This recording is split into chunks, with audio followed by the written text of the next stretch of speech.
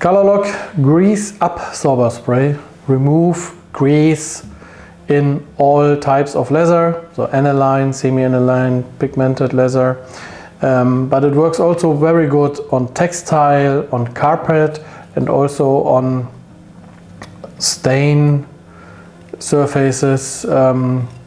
After barbecue you have some grease drops on your terrace, then you can remove the fat and oil with the grease absorber spray.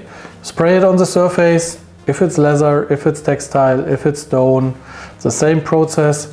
Let it dry on room temperature and then clean it with a vacuum cleaner. Maybe clean after this with a degreaser or with a little bit water on stain and textile, and the grease is gone.